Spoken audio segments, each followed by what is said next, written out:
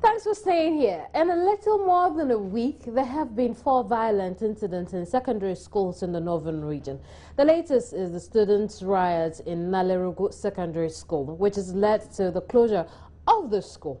The students are reported to have gone on rampage after school authorities ordered them to postpone a jam.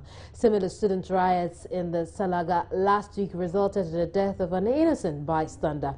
Let's get on the line now and speak to, well, we'll get our correspondent in a bit, but we can try and figure out what the problem is with the education in the northern region, secondary education that is. I'm joined over the telephone by educationist and lecturer at the University of Education, Winneba, Professor D.K. Ajiman. Thank you very much for your time here, Professor. You're welcome.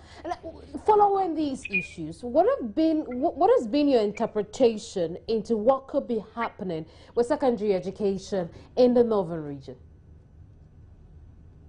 Come again, please. Now, I'm asking, what impressions have you gathered from the happenings in secondary schools in the northern region? As far as I know, there's been a tribal issue in the north, and the tribal issue has got a long history outside the schools. It's just a matter of now the younger ones translating the problem, the general problem, into the educational sector.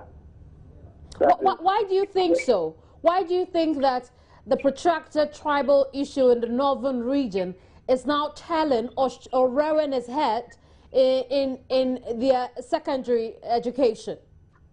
Well, what I know is that there is an issue of hegemony. That is to say, one tribe feeling superior to the other, and the other tribe refusing to accept that status, that they are the inferior group. So, in the school, whenever one tribe meets the other tribe, they tend to affect that relationship.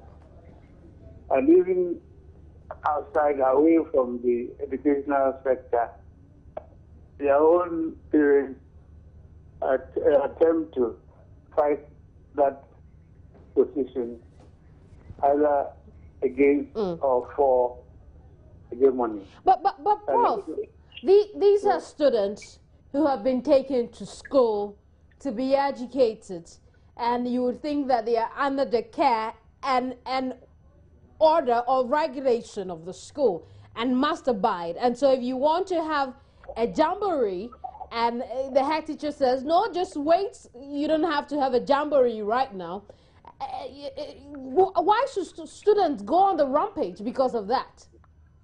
Well, you see, the issue with the tribal warfare is that it can be triggered off by many things. Say, a poverty, wherever there is poverty, the superior group tries to assert its power over the other in order to exert certain profit. I see. Now, Prof, just before we wrap up on this conversation, what are you expecting? I'm asking, how do you expect the education service to deal with these 4 schools that have that seem to be connected in a similar violent way? Well, what I expect the educational sector to do is to make sure that there is equality among the different tribes. Equality in the sense that you can't just issue statements or provide certain resources which make the one tribe or the other feel either that they have been cheated or they have been given more rewards than the other. So the first thing is that rewards to all the tribes should be equally distributed. So there should be equity among the students.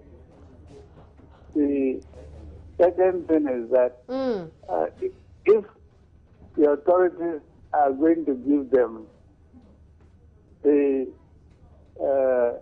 functional power, like you are distributing officers in the schools, you have to make sure that there's no superiority minority position adopted by the one who is distributing the reward.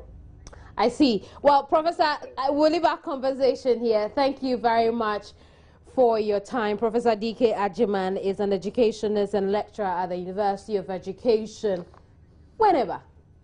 And, in the course of the broadcast, it would get in touch with Northern Regional Correspondent and the police on this particular matter.